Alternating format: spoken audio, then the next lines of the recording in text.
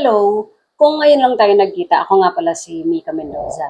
At today, ang gusto kong i-share sa iyo is kung paano mo ma-encourage yung sarili mo na gawin yung gusto mong gawin. Tulad ng ginagawa ko na ganito, paggawa ng video or vlog na po pwedeng kapulutan ng aral ng mga tao in the future. Kung katulad din kita na nagnanais na gumawa ng mga bagay na kakaiba pero valuable at alam mo magbe-benefit o magkakaroon ng malaking impact sa ibang tao, panoorin mo ito baka sakaling makatulong sa iyo. Alam mo ba, para ma-encourage yung sarili natin na gumawa ng mga bagay na kakaiba at alam natin napakahalaga naman ito at valuable ang i-share natin sa social media, kailangan mong maunawaan at ma-realize na ang mga supporters mo o magsusupport sa'yo ay hindi mo makikita mismo sa sarili mong family, friends, colleague, relatives, or even sa lahat ng kakilala mo. Siguro meron mang susuporta sa'yo na member ng family mo o ng friends, pero napakadalang lang yung ganong sitwasyon. Ang pinaka-normal talaga na sitwasyon, kapag meron kang mga bagay na ginagawa na kakaiba,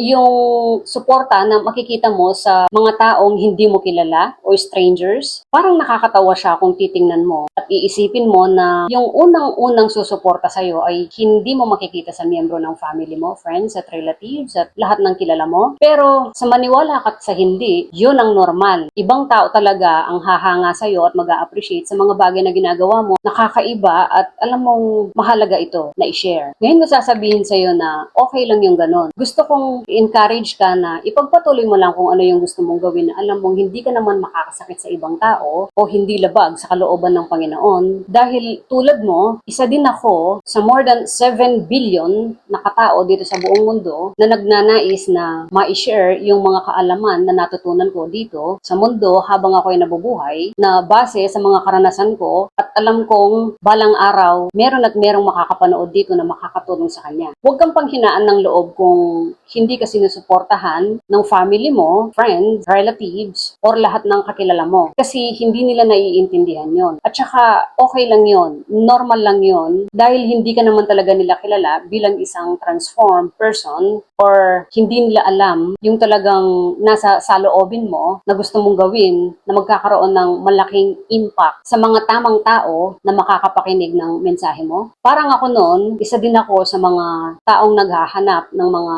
kasagutan dun sa mga madaming katanungan ko noon pa, pero nakita at napakinggan ko yung mga sagot na iyon sa pamamagitan lamang ng social media at hindi ko sila kilala. Pati yung pagbabasa ko ng libro, hindi ko kilala yung mga authors, pero napakalaking tulong nila dahil karamihan ng mga tanong ko sa buhay at mga gusto kong matutunan sa kanila mismo na hindi ko kilala. Sa kanila ko nakita yung mga kasagutan. At ako mismo, hindi nila ako kilala, pero suportang-suporta ako sa kanila. Kaya kung may ninanais kang gawin at kung sa inaakala mo walang susuporta sa'yo, gusto kong tanggalin mo sa isipan mo ang mga bagay na iyon at magpatuloy ka na gawin yung mga kakaibang bagay na mahalaga at alam mo namang makakatulong ka sa ibang tao. Huwag kang panghihinaan ng loob. Kasama mo ako sa journey na ninanais mo at sabay nating tutuklasin ang resulta ng ating gagawin sa kinabukasan. Kaya huwag ka ng panghinaan ng loob. Gawin mo na ngayon. Umpisahan mo na ngayon. Kailangan mo nang magsimula para meron ka nang natatapos. Ako mismo, kahit hindi mo ako kilala, naniniwala ako sa kakayahan mo. At habang binabaybay mo ang